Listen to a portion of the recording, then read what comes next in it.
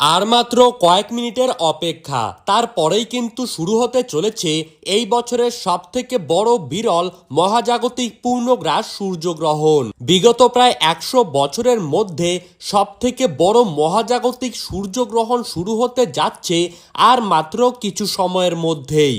এই বিরল ঘটনাকে কেন্দ্র করে সারা বিশ্বের জনসাধারণের মধ্যে পড়ে গিয়েছে শোরগোল, কেননা এই গ্রহণটি টানা 4 ঘন্টা 24 মিনিট পর্যন্ত একটানাভাবে চলতে থাকবে।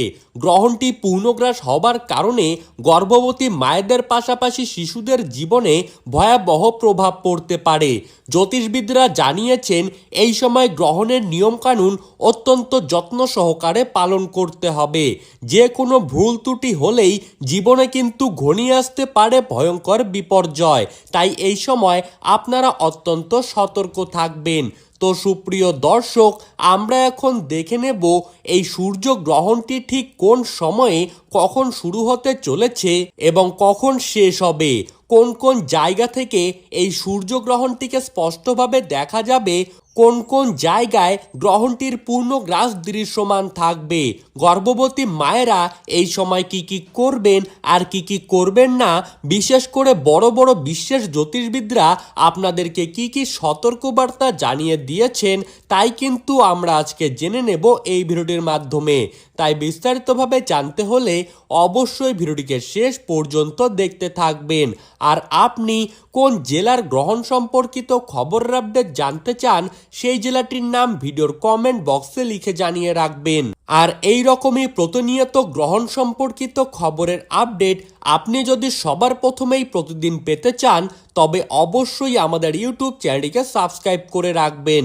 তো চলুন দেরি না করে এক নজরেই দেখে নেওয়া যাক বাংলাদেশের ঢাকা, সিলেট, চট্টগ্রাম, নোয়াখালী, পাবনা, খুলনা, বিবাড়িয়া, রংপুর, কিশোরগঞ্জ, সুনামগঞ্জ, নেত্রকোনা এই সমস্ত প্রত্যেকটি জায়গা থেকেই গ্রহণটি দৃশ্যমান থাকবে এবং পশ্চিমবঙ্গের কলকাতা, হাওড়া, হুগলি, ঝাড়গ্রাম, পুরুলিয়া, বাঁকুড়া, নদিয়া, মুর্শিদাবাদ, 2 চব্বিশ পরগনা, 2 মেদিনীপুর, কোচবিহার, আলিপুরদুয়ার, জলপাইগুড়ি, শিলিগুড়ি, 2 দিনাজপুর এই সমস্ত প্রত্যেকটি জায়গা থেকেই পূর্ণগ্রাস সূর্যগ্রহণটিকে দেখা যাবে।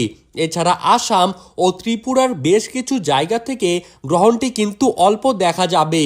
ভারত এবং বাংলাদেশের সময়ে এই সূর্যগ্রহণটি কিন্তু শুরু হবে ইংরেজির 12ই আগস্ট এবং বাংলার তারিখ অনুযায়ী 26শে শ্রাবণ, সেদিন রয়েছে বুধবার।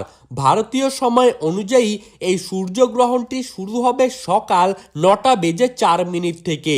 গ্রহণের মধ্য সময় থাকবে বেলা 11:17 এবং গ্রহণটি কিন্তু শেষ হবে দুপুর 1:28। বাংলাদেশের সময় অনুসারে এই সূর্যগ্রহণটি শুরু হবে সকাল 9:34। গ্রহণের মধ্য সময় রয়েছে বেলা 11:47 এবং গ্রহণটি সমাপ্ত হবে দুপুর 1:58। 1.037 থাকবে গ্রহণের গ্রাসমান এবং গ্রহণ শুরু হবার 12 ঘন্টা আগে থেকেই শুরু হয়ে যাবে সূতককাল। এই সময় গর্ভবতী মায়েরা আপনারা কিন্তু ঘরের ভেতরেই থাকার চেষ্টা করবেন, কারো সাথে ঝগড়া বা বিবাদে জড়াবেন না। এই সময় সবজি কাটা, নখ কাটা, চুল কাটা, ফল কাটা, কোনো কিছু সেলাই করা এই সমস্ত কাজ থেকে বিরত থাকবেন এবং গ্রহণ শেষ হলে অবশ্যই স্নান করে নেবেন।